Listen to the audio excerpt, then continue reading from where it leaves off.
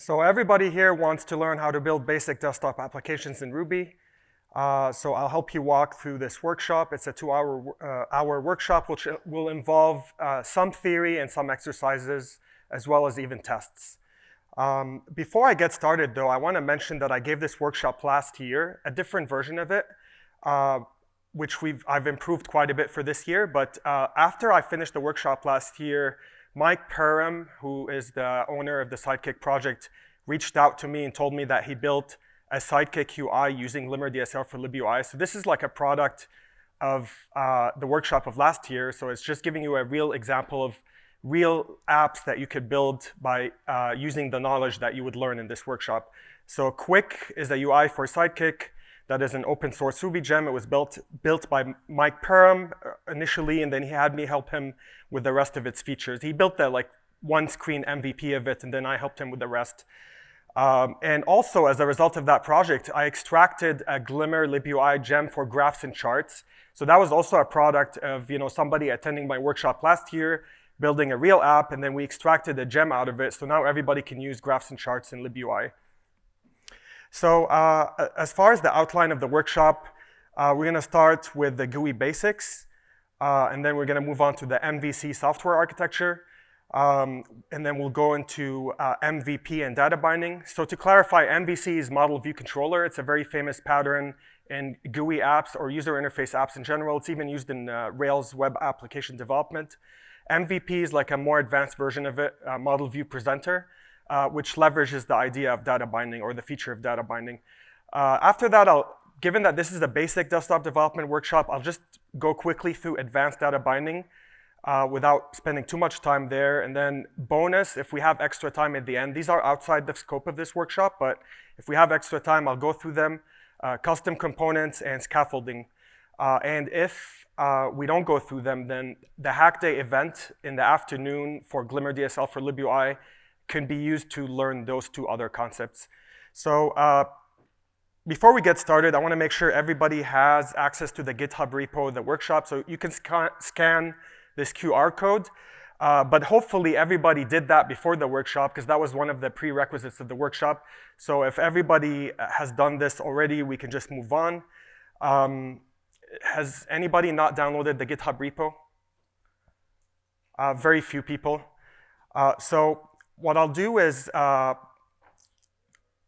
you have the same QR code here, you just have to zoom, but you can also copy those instructions. So we cannot wait for people that don't have the workshop, because that was one of the prerequisites, but you can ask your neighbors to give you the link, and they could give you the link on how to access the repo. So basically, you're gonna git clone this URL, you're gonna enter the repo and bundle, and then the repo contains the link to the presentation slides. So you can click on the link and follow with me if you have an online connection. If for whatever reason your Wi-Fi connection is down, the repo should include a copy of the slides in hard form. So if the Wi-Fi connection is good now, but it falls it basically crashes later, you can always use the repo presentation slides. So I'm gonna move on from here. Please ask your neighbors for help if you need access to the slides. Okay. So yeah, part of the instructions is to install the glimmer-dsl-libui gem. So this is the simplest Glimmer DSL for building desktop applications. So Glimmer started as a library that supported the SWT GUI toolkit, which is used in the Eclipse IDE, and it supported it through JRuby. So it was originally a JRuby gem. Eventually, the idea of a Glimmer DSL for building desktop apps proved itself. So I ended up making 7 other Glimmer libraries, one of which is the libui library. Other libraries will cover the GTK toolkit, the TK toolkit, FXRuby, et cetera, et cetera. All of the Glimmer libraries are similar. So today we're going to use the glimmer-dsl-libui library that won the Fukuoka Award as an educational exercise.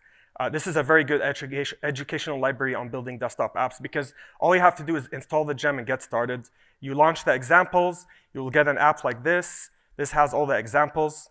And if you launch any of the examples in it, it'll give you apps like Hello World, like a Hello World with a button, some graphs and charts, a table with a form, and a control gallery and a game here like Snake. So we're not going to get more into that. We're just going to dive into the basics because we want to get started with exercises. So to present Glimmer, it's basically the simplest DSL possible for building an app. As you saw, I said window open, and it gave us a window. Now I can open a Ruby block. It's a DSL, and I can customize the text of the window. So now it says hello world. Now I can add a label within the window and customize the text to hello world as well. And you'll see here, it'll show a label within the window. So it's really the simplest code possible that you could think of to build GUI. Here we can customize the font of the label, and then here we customize it again. So it's very, very simple. Here is a more sophisticated example. So we have a button counter. It basically is a glimmer-dsl-libui application. So in more serious app development, that's how we build apps. We include this mix-in, and then we declare a before body block where we initialize variables. So here we just have a counter model, and the counter model is here. It's just a counter that has a count attribute accessor. So just to zoom in on it a bit, there it is. And it's initializing the count to 0. And then here, we just have a body, and the body is just a window with a title and dimensions. It's got a button. The text of the button is data bound unidirectionally to the count on a counter. And if I click the button on clicked, it'll increment the count by 1 on the model. However, given that it's data bound by, unidirectionally here, every time the count updates on the model, it'll automatically, using this arrow, update the text of the button. So this is just a DSL declaration that's saying I want to bind this unidirectionally to copy data into the text of the button. And I have an on-read converter, so this will convert the data, and it'll add a prefix that says count. So here we start with a button that says count 0. We click it, it becomes count 1.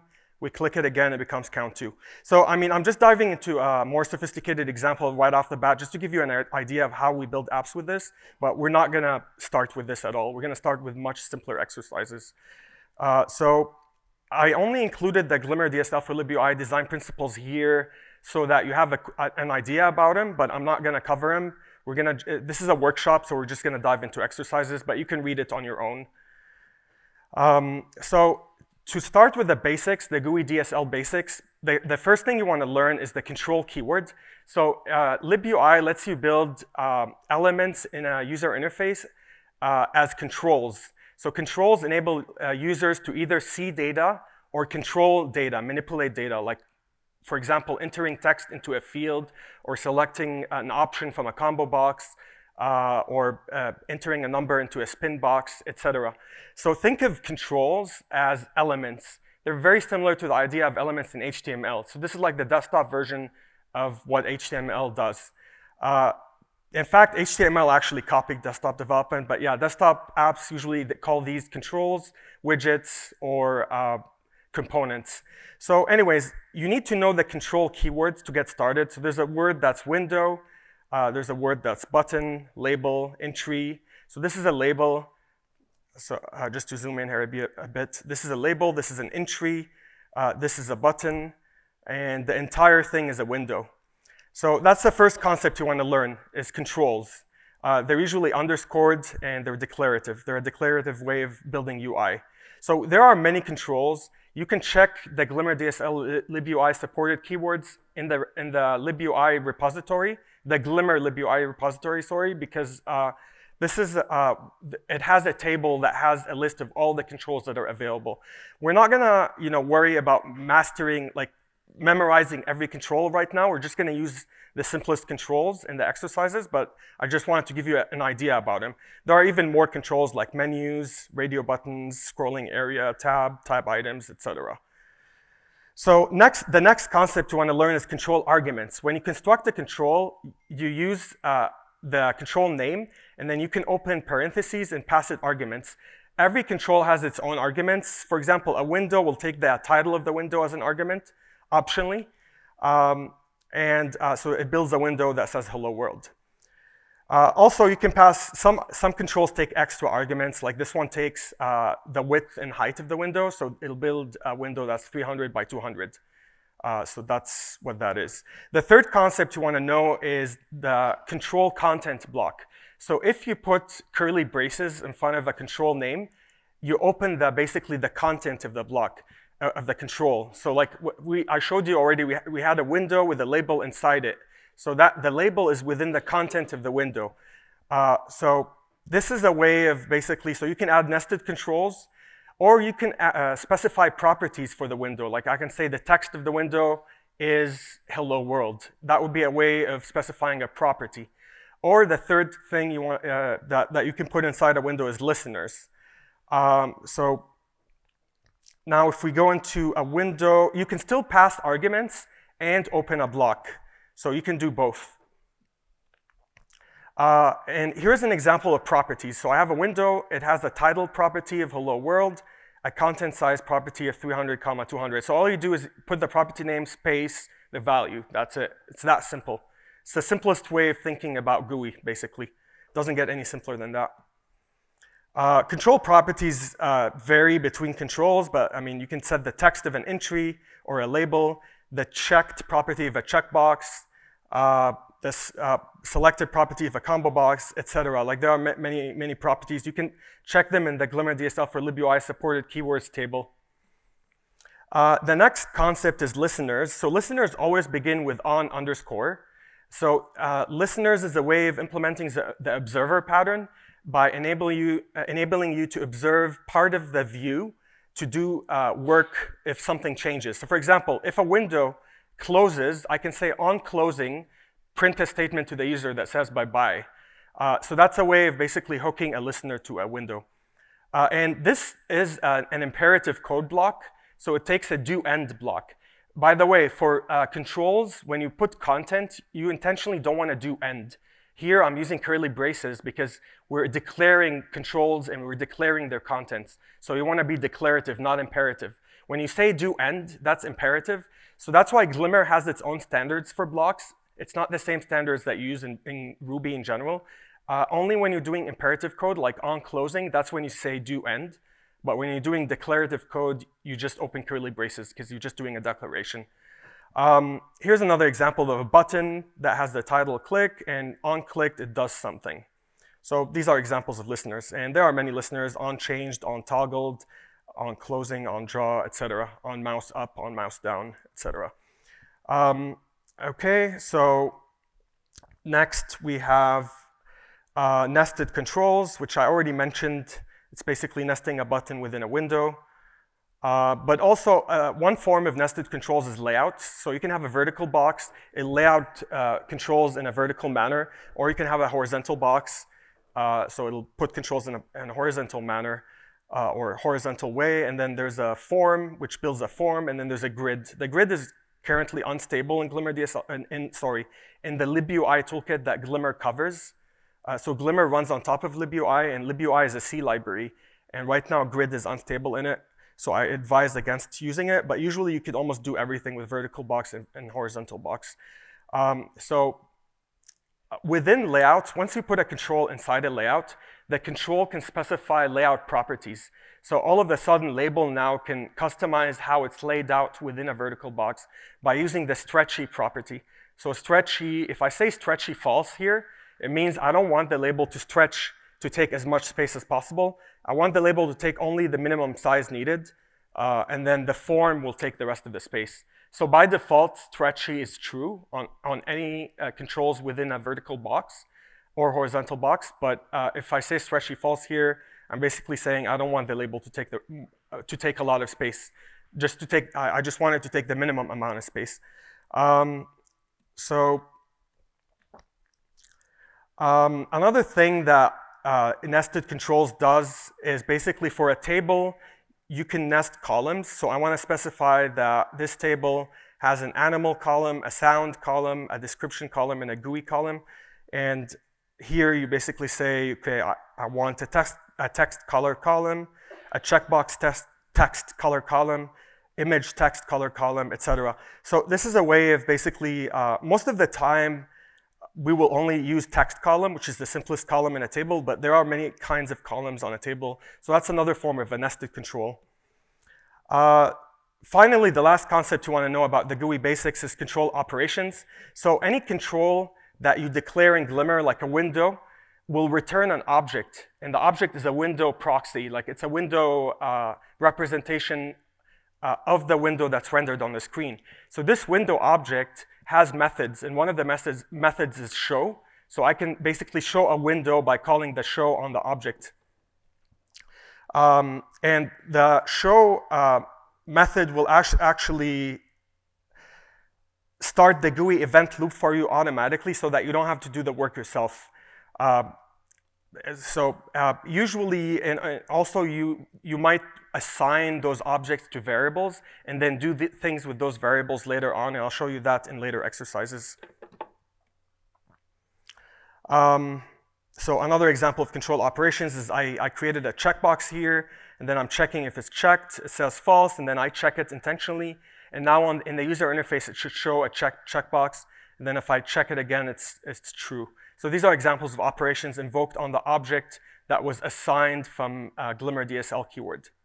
So let's get started with exercises. So the first thing we want to do is launch the meta example. So that's just running Glimmer examples. So if you go to the directory of where how to build desktop applications in Ruby is, the directory of the repo, we just say Glimmer examples. There it is.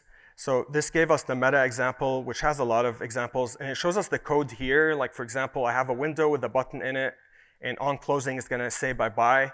And if I launch it, I can go here and press a button, and it does something. So what I want you to do is actually delete this code.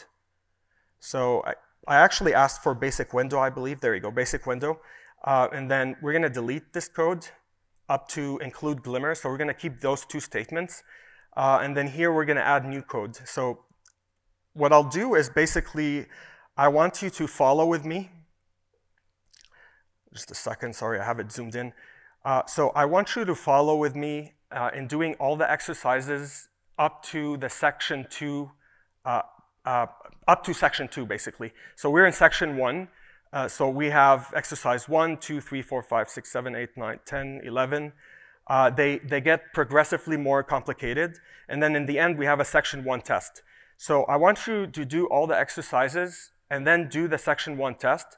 And you can get ahead of me if you want, but what I'll do is I'll slowly go through the exercises myself as well while you guys are going through the exercises. But you can beat me basically, and I want you to keep going forward till you stop at section 2. So for the first exercise, we're just gonna do window show. So I'm gonna go here. After I deleted the code, I'm gonna add window.show and then launch. And now it gave me a window here that is empty. So this is the simplest thing you could do with Glimmer, is just launch a window. So I just said window show, and I launched a window. So that's exercise 1. Exercise 2 is how to pass arguments to like a control. So I'll go here and do hello world.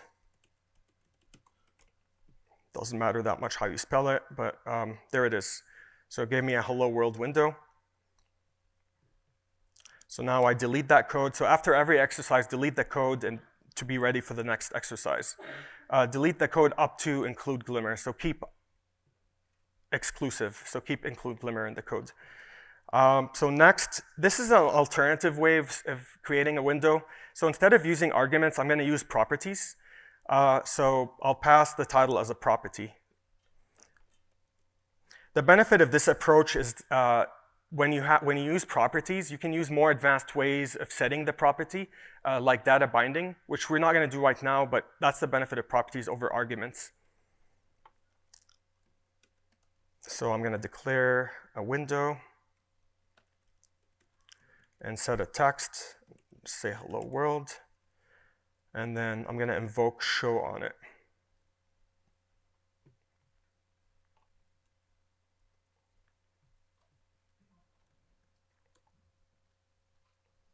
There it is, my bad. Text is an incorrect property. I made a mistake, so I need to use title. That's why it showed up without a title, but now if I run it again, there it is, it's good. So it's got a title of hello world. Okay, so this is an example including a label within a window with arguments. So let's do, so I'm going to zoom in just so you can see.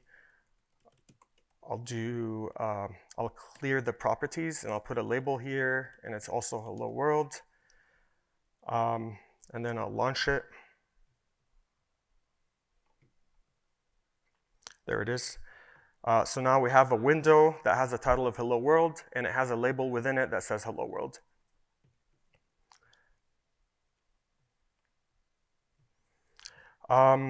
The next one is using properties for both.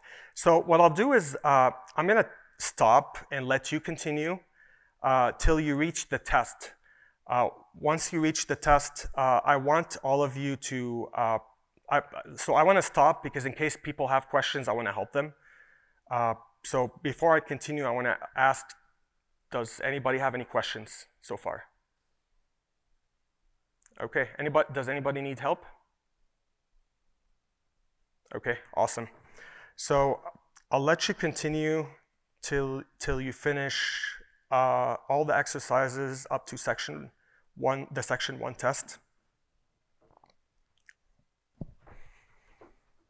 Okay, look like everybody's doing very well. So I'm going to continue going through the exercises on my machine while you guys keep going through the rest of them. So okay, so the next one was the one where we set properties inside the widgets or controls. So I'm going to set a title on the window. And I'll open a block for the label. And I'll set the text of the label and launch it. There it is, it worked.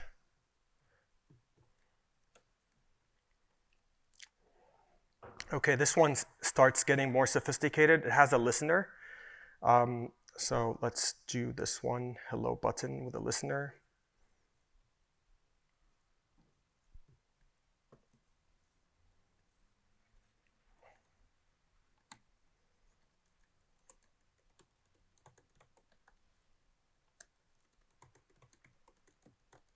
The button title is greet.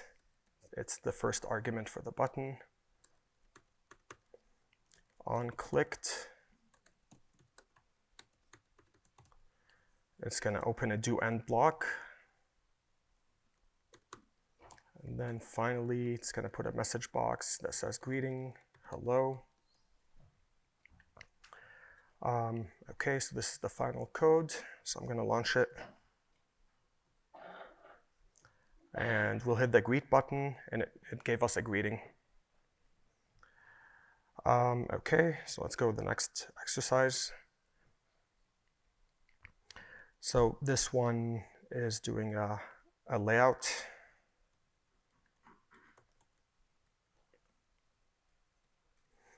And it's setting more properties like content size. I'm going to set content size and margined as true. And then we'll open a horizontal box, but we'll put 2 elements in it. A label with a full name, or as a full name, and an entry that says John Smith. And we'll hit launch. So this launched a window that has a margin around everything. So one of the nice things about desktop development is usually you follow the operating system standards. You don't customize the view that much, so you don't waste that much time on the view. You can focus on the business requirements without worrying about such details. So if you need margins, you just say, I want the standard margin. So that's what margin did. And then we set the content size, and then we have a horizontal box that puts a full name, and then horizontally it puts an entry next to it. So that's what that was. So let me go to the next exercise. Okay, so this one is going to have a vertical box as well.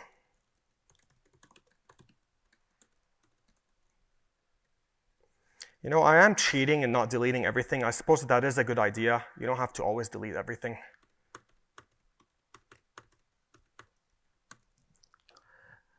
Okay, and the vertical box is going to contain two horizontal boxes. The first one is full name, and the second one is DOB, date of birth. The date of birth is going to use a date picker instead of an entry. And the date picker is going to get a time property with the year being 2004, the month being 11, and the month day being 17. So let's launch that one. There it is. So now we have an app that lays out things both vertically and horizontally. So vertically, we have two rows of fields, and then horizontally in the first row we have a full name and the value, and then in the second row it's a date of birth and the value. And this is like a date picker. It's a special widget or a special control that customizes dates. So let's close that one.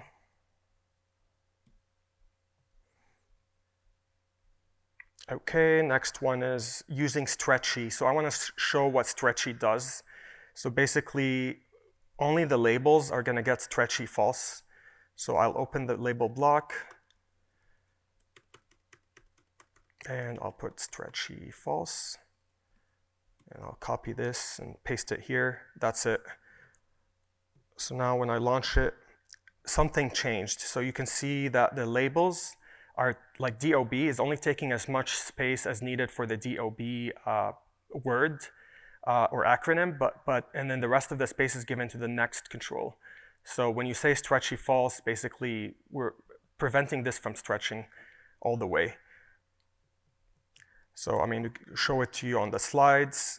Before, full name and DOB were taking exactly as much space as the next control. So they end up sharing the space, breaking the space into two halves, and each taking 50% of it. The issue with that is if there's a lot of empty space here that's wasted, it's not a good idea to lay things out this way. So the next improvement is you can make stretchy false and make each one of those labels not take all the way. However, this comes with its own issue. So one of the recommendations of user experience development or usability is basically to have alignment between fields. So this made them unaligned. So I'm going to show you the next option. This option will align them and will avoid taking extra space beyond what the longest field will take. That's by using a new layout, which is called the form layout. Form will simplify things. I will not need a horizontal or a vertical box anymore. I can just take the form, put controls in it, and for each control, label becomes a property instead of a separate control. So when I specify an entry, I specify the label for it, and then the form layout will it'll control where to put the label for you, so that you don't have to worry about it. So let me get back here and write that code instead. So this code is going to be a simplification. So I'll remove the vertical box, make it a form. I'll move the horizontal box, and I'll take the labels, and basically I'll remove the labels, but I'll make them properties instead. So this can be deleted, and then it becomes a property here.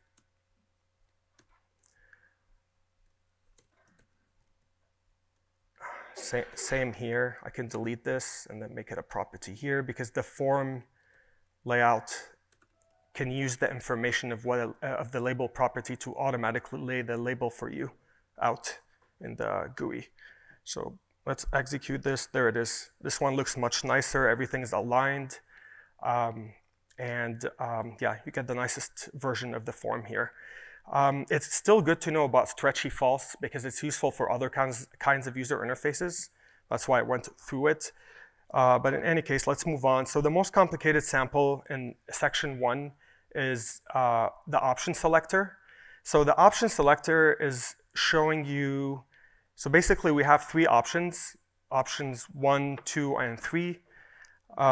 And if I select one of them or 2 of them, for example, I want to see a summary of the selected options on top as a string. So this is a label that puts option 1, comma, option 3. If nothing is selected, it'll show none. But if I select something, I want it to show me option 1, comma, option 3. So to make this work, basically, well, I mean, let me run it first. Let me copy that code and run it. So for the purposes of saving time, I'm not going to type this out. I hope you typed it out, but before I started talking about it, but I'm actually just going to cheat and take it from here. If you feel like you're out of time, you can cheat. It's not the end of the world, but basically, yeah, GUI basics. That's the section 1 directory. And then you can go to exercise 11. And then option selector. So let me just copy this code and paste it here.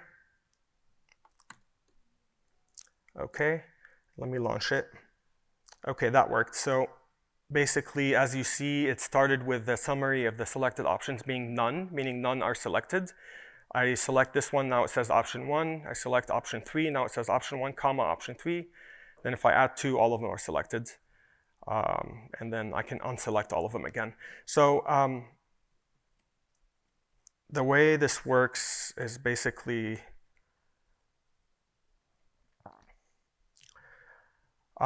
so we have a vertical box to lay things out vertically first as far as a label and options. So we have 2 rows, a label row and an options row.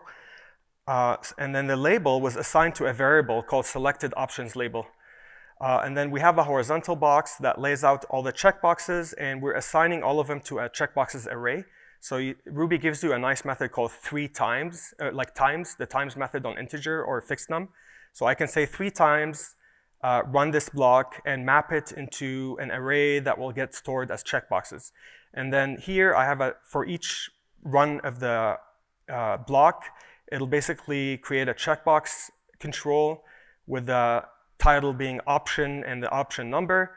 And then we use a listener. So we have an on-toggled listener. On-toggling of the checkbox, it'll basically do this work. So what it will do is print the checkbox that was toggled. Let's ignore that. The put statement is not that important here.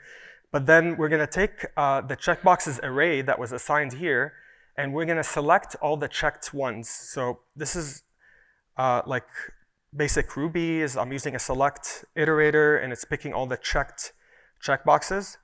And then here I say if this array is empty, then just print none.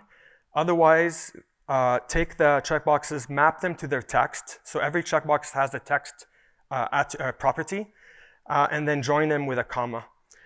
So this is showing you how to do things if we only have GUI with no MVC architecture. Typically with MVC architecture, you want to divide and conquer the complexity of this code by having a model view in a controller or just a model in a view.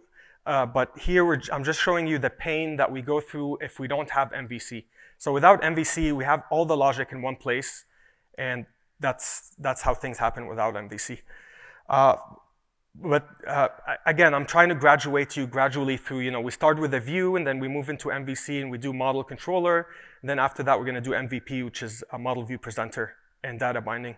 So for now, we're going to just stick to writing views. So I'm going to ask you in section 1 test, the section 1 test, to basically do the same thing we just did, except for an address form.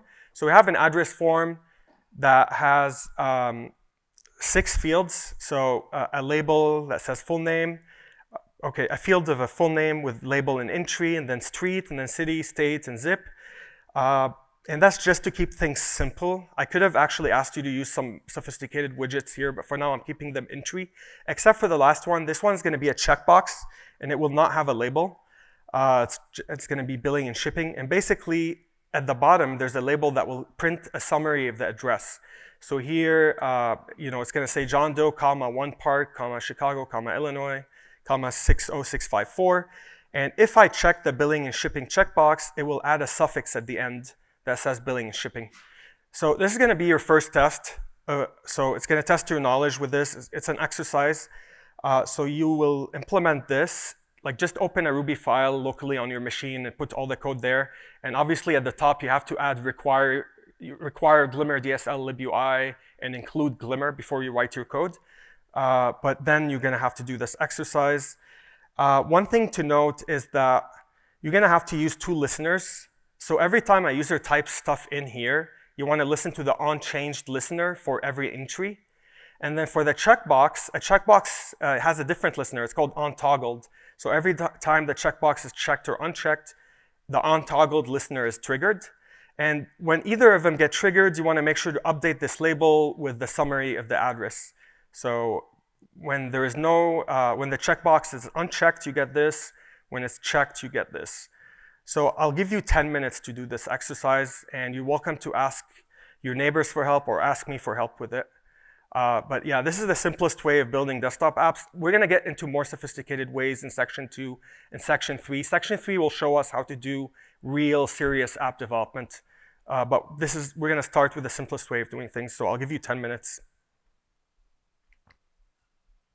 And yeah, you can flip between those two slides on your machine if you wanna read the details. All of you should have the slides on your machine already.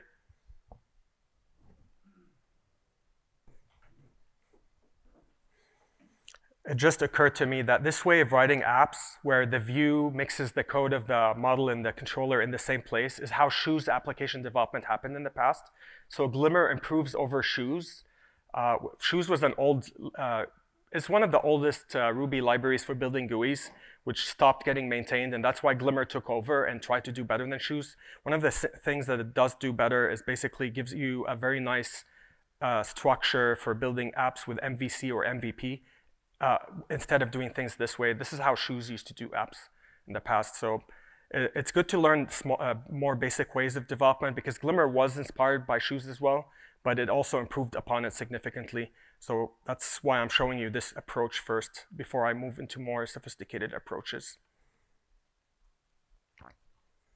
The irony is that the more sophisticated approaches will end up yielding simpler code to reason about, even though they're more sophisticated. So you'll see that in section 2 and section 3.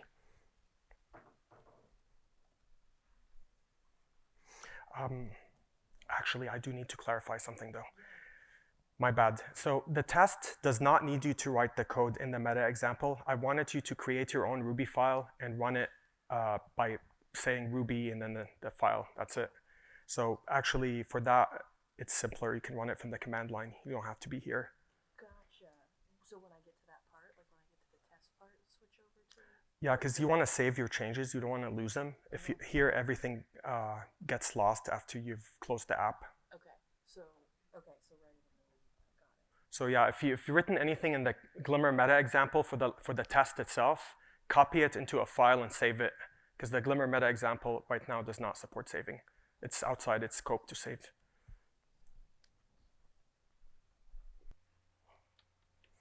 Okay, we're out of time, so I'm going to have to go through the section 1 test myself. So for the rest of the exercises, we'll mostly execute them from the repo, except for the tests. So the tests will be code that you have to write, but the rest of the exercises will be executed from the repo.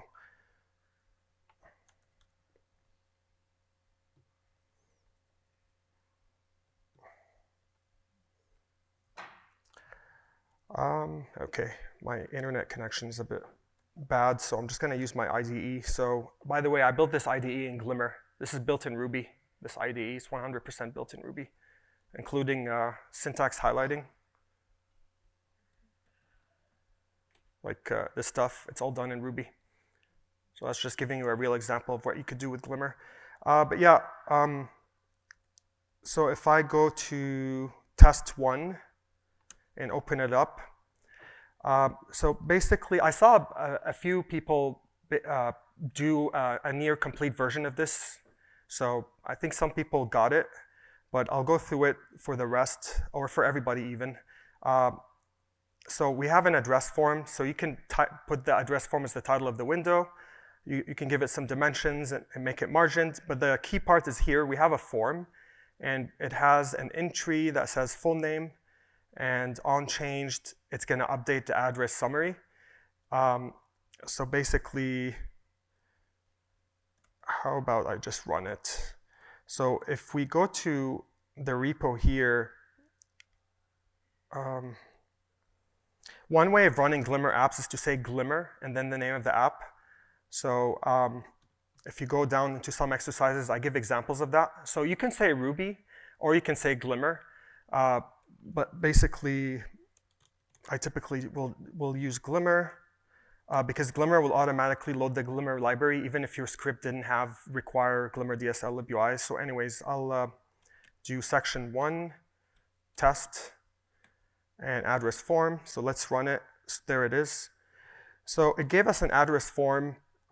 So we need to build the address form, but also on changed of every entry. For example, on changed of the full name, I put John Doe.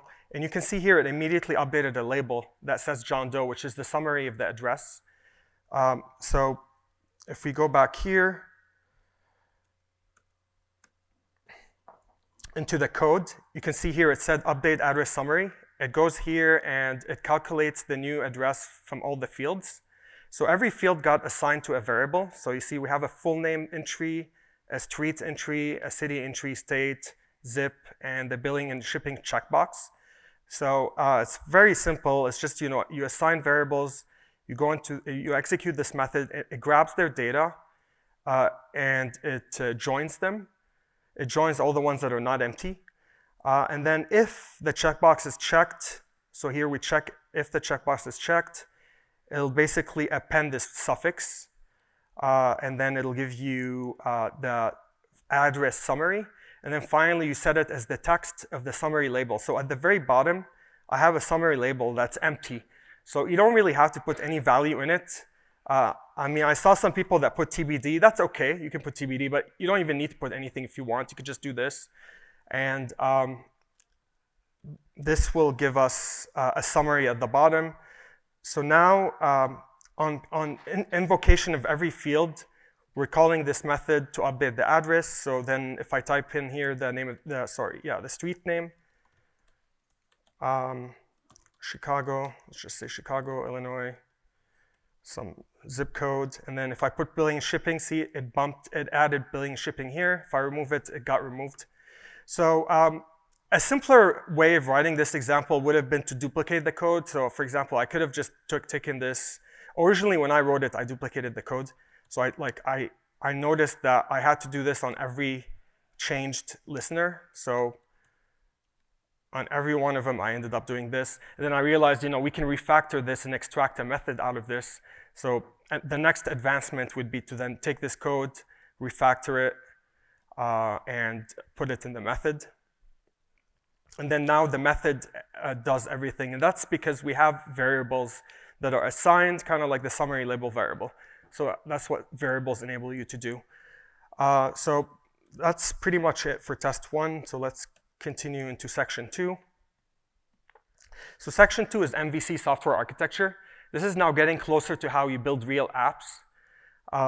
So MVC was a pattern that was invented by the people that came up with Smalltalk. It was an old pattern called Smalltalk MVC, and it basically had a view, model, and controller. This is the correct way of doing MVC. It's not the Rails way. The Rails way is a bit incorrect. The clean, correct way is basically the view observes the model data for changes. And if the model attributes change, the view will update itself. And then the controller enables a user to interact with the view by observing user control mechanisms like mouse up, key up, selection, on click, stuff like that. And when those events fire, the controller will manipulate the models and make a change in them. But then given that the view is observing the model, when the model is updated, the view will reflect those changes in itself. So this is the correct way of doing MVC, which will result in the most maintainable code. Rails, unfortunately, doesn't do it that way. They have the controller push data into the view, which is incorrect. So you need to unlearn that and do the right way of MVC for desktop development, because it is simpler. It will enable you to build better apps.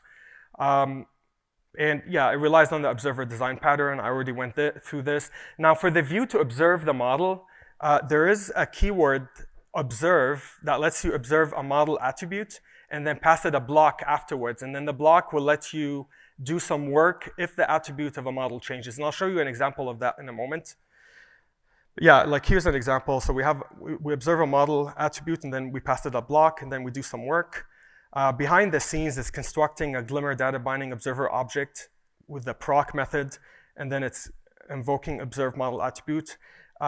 If we're not using the glimmer-dsl, but we have the library, we can do it this way. This is useful in the model layer if you need to do observations, but in the view layer, we have the DSL, so you could just do this.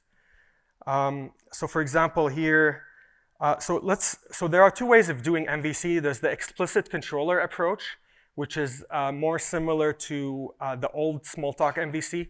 So basically, we have a model class, a view class, and a controller class. The view class will have an untoggled listener that will basically, when the checkbox is toggled, it'll send work to the controller. The controller will toggle the option with the option number, for example. And also, the view will observe the model that's behind the controller. So here we have an option selector model. It'll say, observe the selected options, and if they change, I want my summary label, the selected options label, text to get updated with a summary from the model. So we delegate work to the model to calculate the summary. So we separate that logic into the model. And then the view, though, will observe this array, and if it changes, it'll automatically update its own label. So that's a way of having the view observe the model and then update itself. Ruby gives us a simpler approach. We can do implicit controller instead of explicit, because the untoggled listener in Glimmer, which takes a block, basically the block of it is a controller. So you can think of the block as an implicit controller. So that way you can cut out the middleman and not even create a real controller class, and just have this implicit controller call the model directly. So it's going to call the option selector model and toggle the option with the option number. And then the view part doesn't change. So for the rest of the exercises, we're going to follow on GitHub. And we're just going to run them from GitHub directly before we get to the test. So basically, I want you to go through here. So skip through section 1 in the README. So we're going to go to the README page, which is the home page of the GitHub repository. So we're going to skip all the way to section 2. And for every example, so all the examples live here. So if I open this directory, it's going to show me all the exercises will live there. But basically, for every exercise, I want you to copy this, a Glimmer, and then this file name. So I can just press the copy button here, and then go to the command line, paste it, and boom, it ran the exercise. So this is the simplest way of doing MVC right now. The behavior is exactly the same. This was just a refactoring. So the behavior is the same, but the code is much better now because we have MVC architecture in the code. So after you run it successfully, you can look at the code. So if I click here to see the code, actually it's easier to just open it in my IDE. So let me go to my IDE and open it here. There it is. So we have an option selector model, we have an option selector controller, and we have an option selector view. Typically, you would separate them into different files, but for the purposes of just doing an exercise here, we're keeping them all in the same file. The view, however, became a class. So this is new for you. So now we're doing something more advanced and more correct when you build real apps, is you want to create a view class and include Glimmer into it. That's the simplest way to do things. We're going to learn an even better way eventually, but this is the simplest way to get started. You include Glimmer. In the initialize method, you just initialize a bunch of variables like the model and the controller. And then you create the GUI body, and then you register observers because you want the view to observe the model for changes. Create the GUI body has the old code that we were working with just a moment ago. So it's got a window, and usually you want to assign the window to a global window variable, or like an instance variable, sorry. But the rest is like just basic Glimmer DSL. So we have a window, it's got a vertical box, it's got a horizontal box, and then 3 times, meaning for every checkbox, it's generating a checkbox here. And on toggle of a checkbox, I'm basically calling the controller and telling it toggle the option. So in this approach, we don't need to assign the checkboxes to an array anymore. That got simplified away. Now the controller takes care of knowing about an array of checkboxes. The controller and the model take care of those details. So here, all we have to do is have the view toggle an option on the controller, and that's it. That's the simplest way of the old MVC approach, how to do it. Basically, have the view delegate to the controller, and then the controller delegates to the model. So if we go here to the controller, the toggle option will delegate to the model toggle option.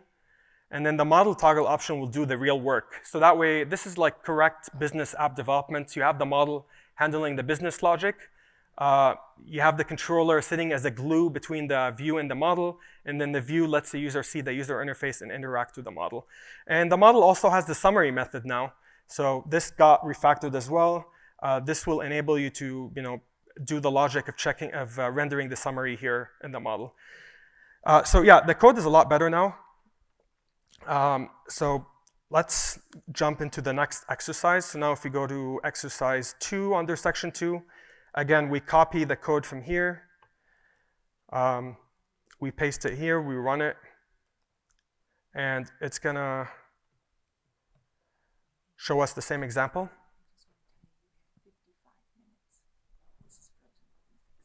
And this will behave the same exact way. So what's different though? Let's open the code and see what changed in exercise 2. So the key thing that's different is we have an option selector model and we have an option selector view. The controller is no longer needed because we're using such a cool language called Ruby that lets you bypass the need for an explicit controller by using implicit controllers as Ruby blocks. So here, what we did is basically we're like, we're in Ruby, onToggled is already taking a block. This block is the controller. It's an implicit one. So I don't need to create a class. So we can cut out the middleman, and this will then delegate immediately to the model, and it'll toggle the right option. That's it. And when the options are toggled, register observers, I forgot to go over this earlier. It's also in the other class. Register observers will have the view observing the selected options array on the model, and it'll basically summarize the options and set them in the label. So that's pretty much it. This made things a lot cleaner and better. So let's go through the next exercise. So the next exercise is basically we're going to refactor the address form that we built in exercise 1 in order to make it follow MVC. So we're going to create an address class that will store text or Boolean values. Basically, all the fields are text except the checkbox. This one's going to be a Boolean. And then we're going to have an address form view that will wire listeners, just like we did before, to the model, and we'll delegate the work to the model. So I'll give you 10 minutes for this as well. We should have 10 minutes for this. And by the way, this is only the tip of the iceberg. There's much cooler stuff coming later. So the coolest stuff will come at the end. There were 3 problems in shoes that Glimmer solved. One of them was mixing a view concern with the model concerns. Glimmer solves that completely. The second issue in shoes was tables and trees didn't have their own widget. Like I didn't have a table or a tree widget, which is important in business apps. Glimmer solves that. It does give you a table. And in certain Glimmer toolkits, there is a tree widget as well. And then the third issue that shoes had was it didn't give you an easy way of building custom components. Glimmer does support that completely, which I'll go over in the Hack Day event in the afternoon because it's outside the scope of the workshop. Unless we finish early, then I can cover it in the workshop.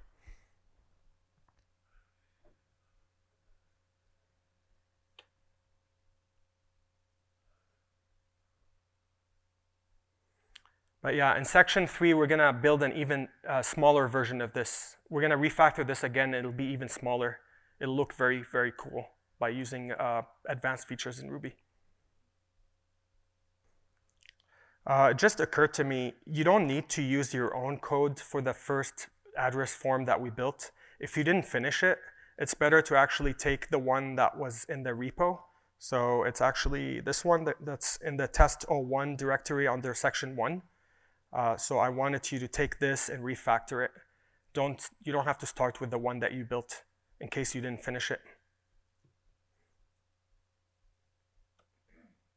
What I personally did is I literally copied this code, pasted it in a different file, and then refactored it into MVC.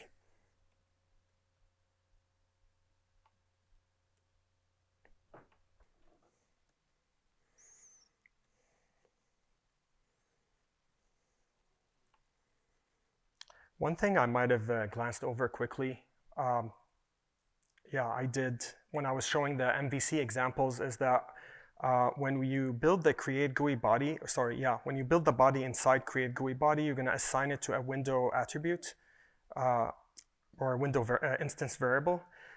In order to launch show the window, we need an extra method here, show, and then it'll enable me to show the window. So here, then I can instantiate the view and then call the launch method, and that would launch the app.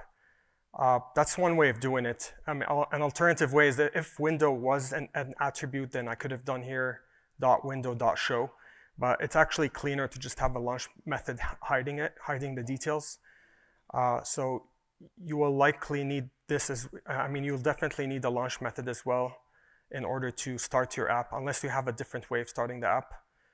A different trick for this would be to put this as the last method and then invoke show directly here, but it's not very clean. It's better not to do that. It's better to just have a launch method.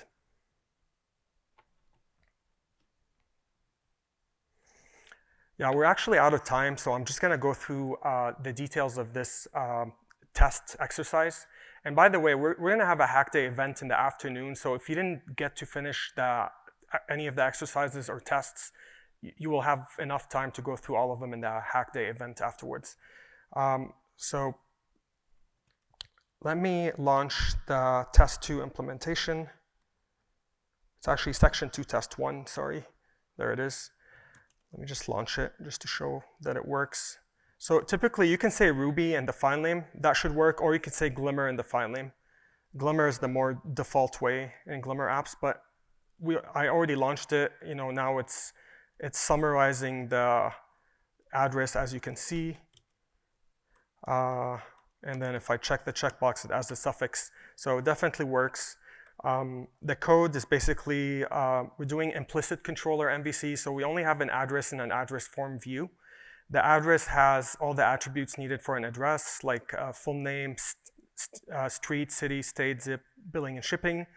I'm aliasing billing and shipping as a question mark method because it's a Boolean. This is just optional. And then here, the summary method does the work of calculating the summary of the address. So this is the same work that we did earlier in here inside this method, update address summary, except this method was mixing model and view concerns because it was updating, it was calculating the summary and then it was setting it on the view label. Whereas here it's divided now. The model is only calculating the summary, that's it. And it gives us a pure string. It doesn't talk to the view. But then the view here, it's observing the model under register observers, and it's saying observe address full name. And if anything changes, execute this block. And so if we look at this block, it's basically taking the summary of the address that I just showed you, and it set it as the text of the label. One more piece of the puzzle is that for every field, like full name, we're going to call its unchanged listener and have it copy the entry text into the model full name attribute. So that means whenever let me run it again. Whenever I change any field, like I type in John here, it's basically copying this value and storing it in the model attribute. And then the view is observing the model attribute, so then later the view here at the bottom will actually, this lambda is going to fire on any changes that happen to full name. So this lambda will fire, it will take the address summary, and it'll store it on the summary label. And that's why we see things updating here in the bottom as I'm typing through. As you can see, there you go. So that's pretty much it. This is like a clean MVC approach with an implicit controller, because like basically those unchanged blocks are the controllers. They're implicit controllers, and here we have an untoggled. This one will actually read the checked property for the checkbox and store it on the model. Nice thing is that the GUI controls are all objects. So you're just not doing normal object-oriented programming here, so it's very simple. So that's pretty much it. Let's dive into section 3 now.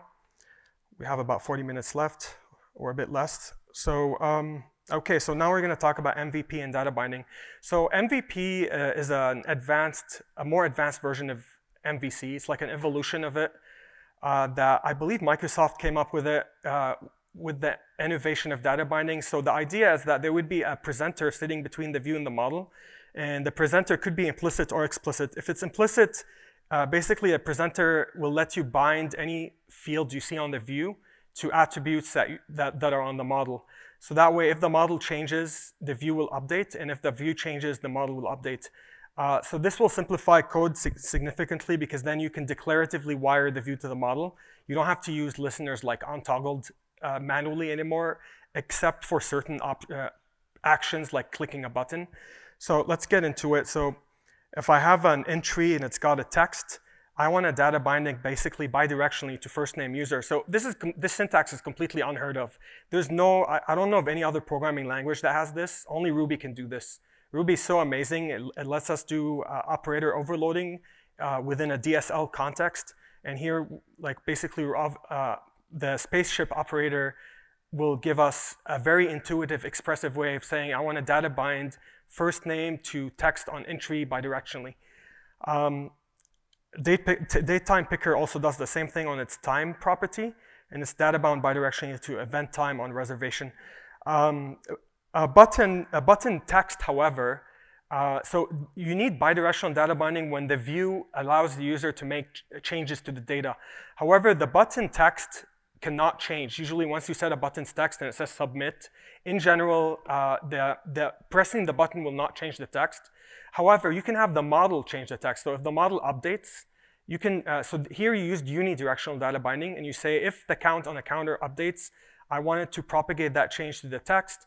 And you can even set a converter. Here I have a converter that will convert it to a string. So assume here it's an integer. It'll get converted to a string and set as the text of the button. So this is unidirectional data binding. There are cases where unidirectional data binding is the better option, or it works better when you don't have two changes happening at the same time. Label text is the same way. You use unidirectional data binding with it. And then MVC, MVP, like you can apply MVC and MVP at the same time. For example, I can use data binding for most of the fields, and then on click of the button, I can do an action. And on click, it's basically gonna update the count on the counter, but then given that the entry text, given that the view is observing the model to update itself here with an implicit presenter, it'll basically, on read of the count, it'll store the new value in here in this text box. So every time I click the button, it'll update the value here automatically for me. And also the button text is unidirectionally data bound to the same attribute on the model. So every time I click the button, it's gonna update both this 11 and this 11. It'll become 12 on both of them. So I mean, yeah, this is amazing, like an amazing possibility in Ruby, is the ability to do operator overloading and build DSLs. And when you combine the two together, I have the simplest code possible to describe the problem. You cannot write any code simpler than that to describe the problem. I mean, right now, I actually last year took the Glimmer project and built a web version of it. So now we can use it in the web to build user interfaces for Rails. And I took a React.js application at work, and I refactored a page. I rewrote it. It was a 500 lines of code of React code. I refactored it using glimmer-dsl for web, and it became 50 lines of code with this code. And it's super expressive, way simpler than React, way easier to maintain. I would say it doubles productivity at least, meaning you could do 12 months of work in other technologies in 6 months only in Ruby, because Ruby is so much better than other technologies. So anyways, let's move on. This is table data binding. Table is a bit more sophisticated because when you bind to the attribute on a model, like contacts, the attribute has to be an array, because every element in the array is going to represent a row in the table. And the amazing thing here is with this very short sentence, like in one line of code, it will automatically data bind all the attributes on every contact to every column on the table by convention. So Glimmer does convention by convention over configuration, just like Rails.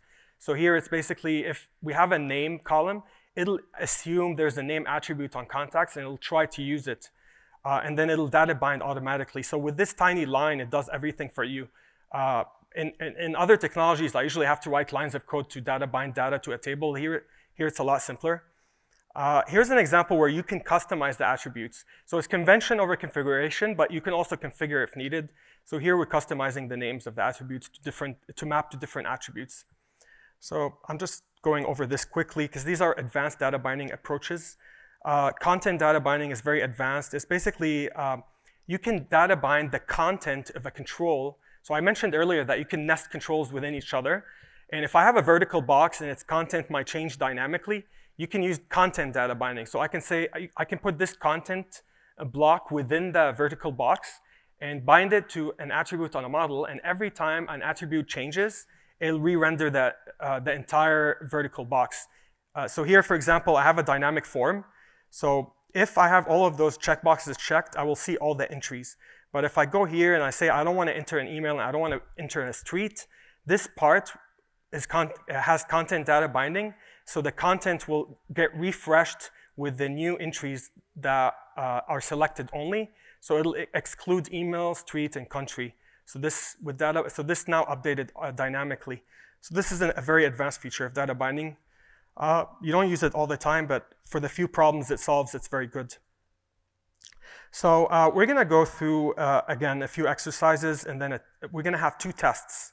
So test 1 is going to be refactoring the address form that we just built again to follow the MVP pattern. And then test 2 is going to be a very advanced example of using data binding, table data binding, form data binding, and then wiring everything together. Let's not go there yet, though. Let's go through the exercises. Let me just see how much time I have. We don't have a lot of time, and we need about 20 minutes for the exercises. We only have about 25 minutes. So what I'll do is I'm going to breeze through those exercises and show you the code of each. So the first one is, let me go through the GitHub repo and go to section 3. There it is. So let's run option selector MVP. So now we're refactoring option selector to be MVP. Actually, I didn't need to type this. Okay. So it's the same exact thing, except now it's doing data binding. So let's look at the code.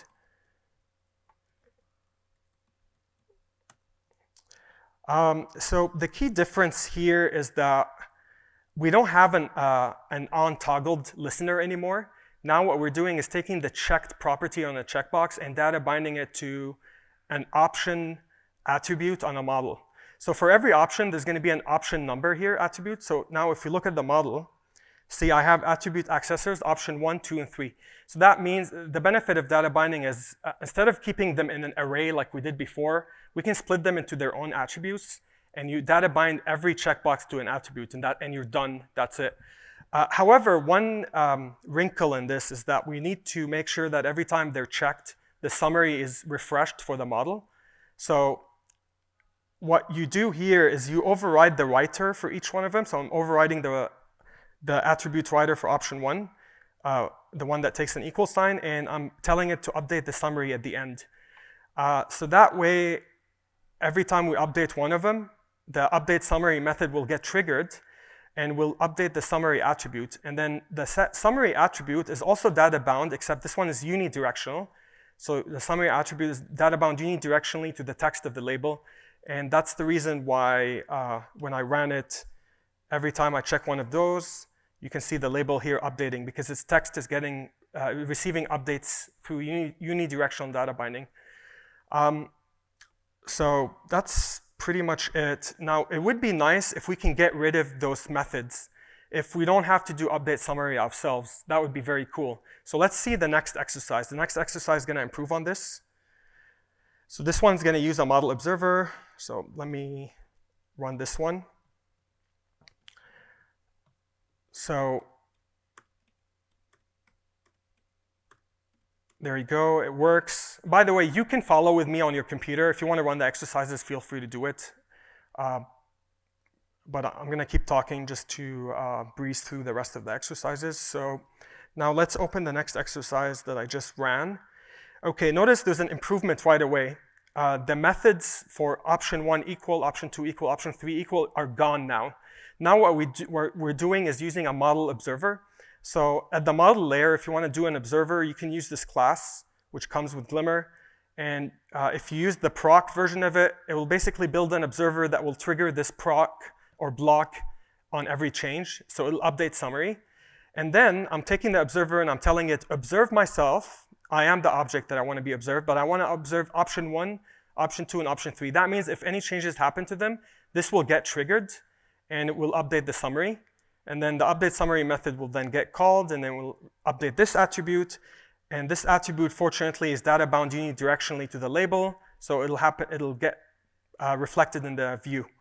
So that's how this one works. So it actually improved the code a bit. Now the updates are happening indirectly. It's still not the best code, though. It would be cool if Glimmer can know how to do this automatically for you, so that you don't have to write that code even. So fortunately, there is a way to go further and improve further beyond this. So let's go to the next exercise. So here's the next exercise. It works. Just wanted to show that it works. But then here we go to the code now. Boom, now it's smaller. All of a sudden, we don't have any observer code here. And we just have the 3 options. We don't even have an update summary method anymore. We removed the summary attribute and made it a method. And now if you call summary, it'll give you the summary. And that's the simplest version of the model possible. It doesn't get any simpler than that. And the nice thing about following MVP with data binding with Glimmer is that the model is unaware of the view. So you can write much cleaner model code that is not mixing view concerns. Unlike code that was written with shoes in the past, it would always mix view concerns. Here, you don't have to worry about that. So for example, if I go to the view now, I'm just using data binding here and data binding here. However, there is one change to the data binding. If you look at the summary method that is showing, recalculating the summary, it's using computed data binding now. It has a new option called computed by. So if you know that the summary will change every time option 1, option 2, or option 3 changes, you can declare it. So you can tell the Glimmer that is the truth of the situation. So what we're going to do is we're going to say computed by option 1, option 2, option 3. And now Glimmer has this information, and it knows, OK, every time option 1, option 2, or option 3 changes, we're going to update the summary automatically. So now the code is as clean as possible. It's like the model is super clean, very lightweight. The view is super lightweight. We just have a couple of data bindings, that's it. And then for this one, we just have a computed by. And that's the simplest version possible. So this is the version I normally use when I build real apps. So that's the amazing thing about this. Like, I play drums as a hobby. I play drums in a rock band as well. And I needed a metronome one time because my app on my phone received an update that broke the metronome. So I built my own metronome in Glimmer in like 10 minutes because of how awesome the syntax is. Like, the productivity here is actually better than even Rails. But both Rails and Glimmer run on Ruby, and so thanks to Ruby, the awesomeness all comes from Ruby. So, so let's move on to the next exercise. So now we're going to add a reset button where we can click the reset and it will reset all options. So let me run that example. So now I can select the options, and then I can click the reset button, it resets all of them. Now, the nice thing about data binding is the way I would implement the reset is the reset button doesn't have to go and update each one of those checkboxes to empty. Instead, let me close it, go to the code. The model is still the same. It has an option 1, option 2, option 3, and a summary. However, now we add a new method, reset, and it's very simple. All it does is it takes each one of the options and it sets it to false. You have to use, by the way, the setter method because Glimmer listens to those methods. Ruby allows metaprogramming. With metaprogramming, Glimmer can listen to any changes that happen through any of the attributes on the model. So you need to use this syntax, and not the instance variable syntax. But it doesn't matter. Once you do this, that's all what Glimmer needs to update the view. Now the view is basically doing, so in the view, we just have a button. It has an on-clicked listener, and it triggers the reset method, and that's it. So once this gets triggered, given that we have the checkboxes data bound bidirectionally here, they will automatically receive the update. So you don't have to do anything else. All I did in the view is added this code, that's it. And then the model does the actual logic. The model is describing how we think about it at the business layer. So in the business layer, I'm just clearing the options. I'm setting all of them to false. And by doing that, it happens in the view like you already saw. Like I can check the checkboxes, and then I click reset, and it all got reset automatically. So again, that's pretty amazing because then you can write code that is very minimal, and you can be a lot more productive And I mean, the sky's the limit once this hits the web. I only started the the Glimmer web project last year, and I finished the first beta earlier this year. So things will be amazing in Rails apps once we start using Glimmer in the front end of Rails apps as well. So next, we're going to go through a more advanced example that shows table data binding. Let me just check the time. I think we have about 20 minutes, so or 15 minutes. But so table data binding will enable you to update. Let me see. There you go. Let me run the example. It will enable you to make updates to a table's data, basically. So this is a very sophisticated example. It's a much closer reflection on what real apps might be. So we have a form here that you can fill in. And when you save, it'll save a contact in a contacts table. And then here we have a search box, and it lets you search through the table. So let me add a new person here. John Doe, John, let's just say host.com. So if I don't fill all the fields and I try to save, it'll tell me validation error. So I have to save, I have to fill all the fields. So I just saved the contact, boom, there it is. It got added to the table. And then here I can click and type anything to filter the table. So there you go, Sky, so it found Lisa Sky. Or I can, let's just say I want everybody in, let's say Jordan. There you go, Jordan. MA, multiple people. Yeah, so anyways, it's basically a basic filter. So this is a very sophisticated app, desktop app, and it uses all sorts of, all different kinds of data binding. So let's get into it. So it's a form table. The main model here is a contact. You can use Ruby struct to build models. It simplifies declaring attributes and also declares an equals method for them, I believe, and a duplicate method that will enable you to duplicate all attributes automatically. So that's why I use the struct here. And then I have a valid method that will validate the fields and a reset method that will reset the fields, and that's it. It's a very simple model. The presenter, so here I'm using an explicit presenter.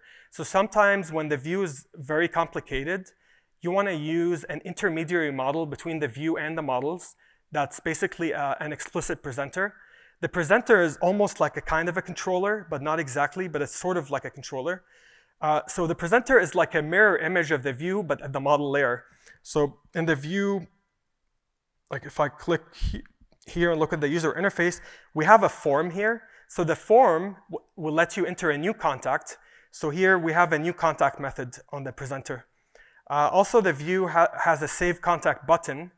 So in the presenter, I have a save contact method that will get triggered when the button is pressed. And then the view has a field for filtering here.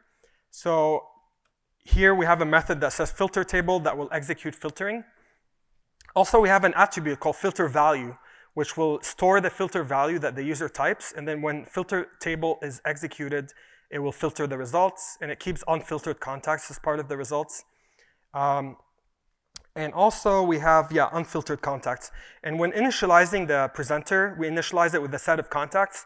So in a real app, you would load those contacts from the database and load them into this array. But if I'm not using a database for now, I'm just faking my own data. So I faked a few contacts. And filter table will do some logic that will look through all the attributes of the contacts. We're not going to worry about the details for now. But what matters is these 4 methods that I showed you that map to the view. So that way, when we go to the view now, it's got the form that has all of the fields, and all of them are data bound to the presenter new contact model. So the name, the email, the phone, the city, the state. And then the save contact action button on clicked will trigger validation, and if validation is successful, it'll save the contact. If not, it'll show a message box. And then finally, there's a search entry field, which will let us enter a filter value that is data bound to the filter value attribute on the presenter. And after writing, so this is a data binding advanced feature. You can use hooks. So after write to the model, I want to trigger filter table on the presenter. So we're saying after the value gets updated in the filter field, we want to trigger filter table on the presenter. And finally, we have a table, and it's very simple thanks to Glimmer data binding. We just have cell rows that are data bound to contact in our presenter. That's it. Usually logic like this, if I were to build this app in Java, right now it's about 130 lines.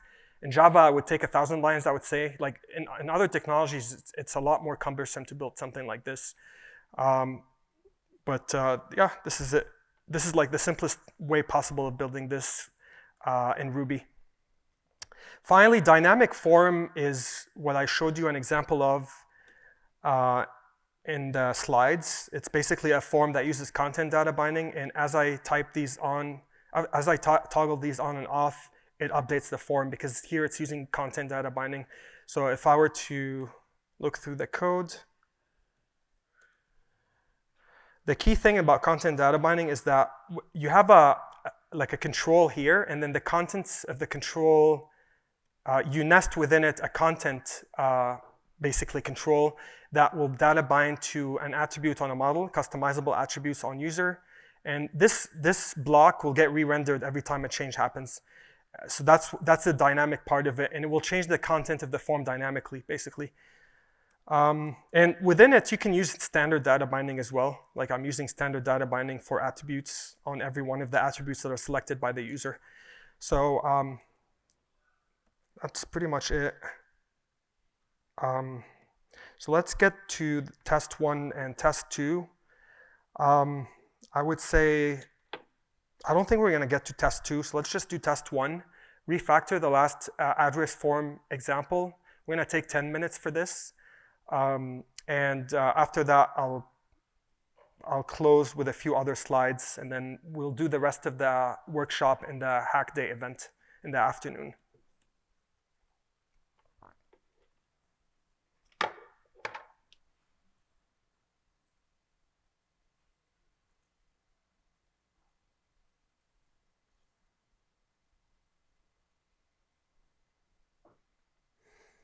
By the way, just like before, you don't have to start from your code. You can start from the test 1 code that you find in the repo under section 2.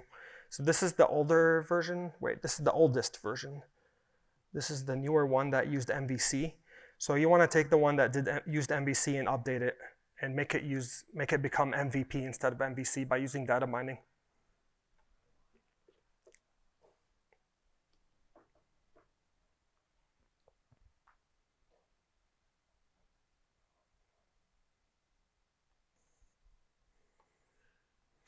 One thing to keep in mind is you do want to follow incremental development when you're doing your work. For example, if I start with this MVC version and I want to convert it to MVP, I might go here and like add a text and data bind it bidirectionally to, let's just say address, full name, and then I can delete this code, and then I can run it. You don't have to wait till you typed all the code before you run it.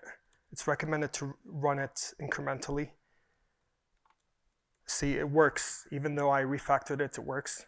So it's just, that's one nice thing about desktop apps is they start instantly and you can restart them as many times as you need. So I typically do incremental development, which is highly recommended.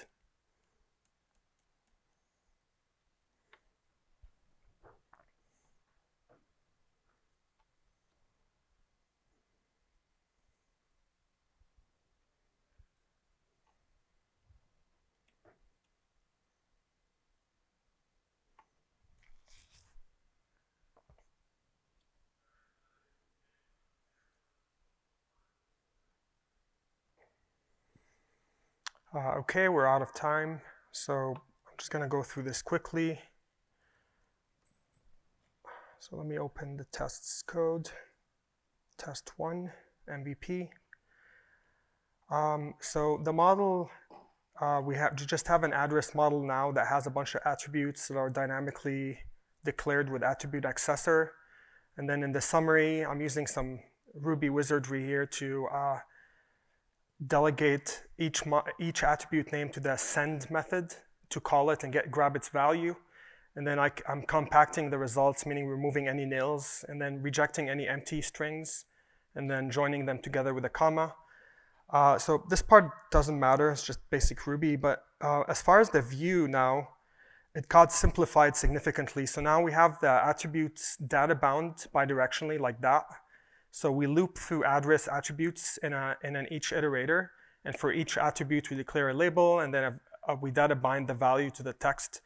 And then here, we simply take the label, which is the summary label, and we data bind it to the summary on the address. And then you can do computed by to do computed data binding and pass it the names of the attributes that it depends on. So in this case, it's the address attributes. So that's the benefit of putting all of them within a constant here, is I was able to reuse that constant in multiple places, like here, here, here, and here, which shortens the code significantly. So this is a much shorter version of the app, the same app. Now it's about 50 lines of code. So yeah, that's what that one is. Let me show you Test 2 very quickly. Test 2 is a movie reviews app that will basically lets you enter a movie review for each person. So like you put the reviewer name, a movie name, and a rating, like a rating of 8. It's from 0 to 10.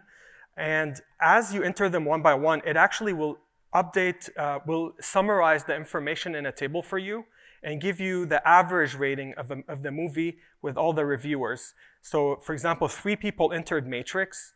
The average ended up being 9.33. And it's Josh, Sarah, and Dwayne. So yeah, different people can enter different movies.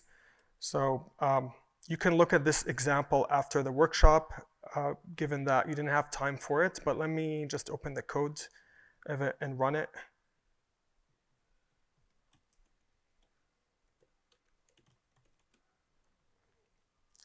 So basically, I'm going to enter, let's just say Andy, Matrix 10, save. Immediately it showed up over here.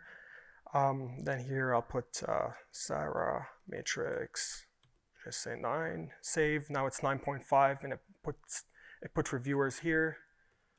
Bob, Terminator 2, save, etc. So the key thing about this app is that the model that shows up here is different from the model that's being entered here. So that's why this app is more complicated. But yeah, you can dive into it on your own time. Yeah, I mean, this is the code.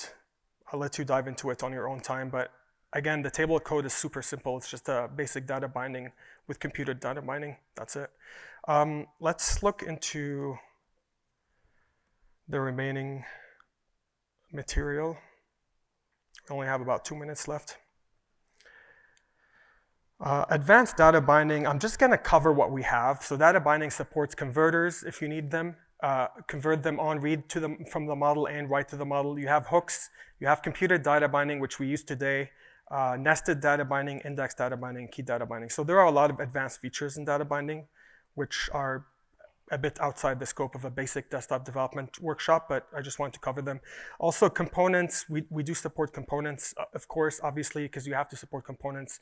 For example, if you want to build a name and address form, you're going to build it as a component and then reuse it. You can even have custom windows and reuse as reusable components. Sometimes they're known as apps.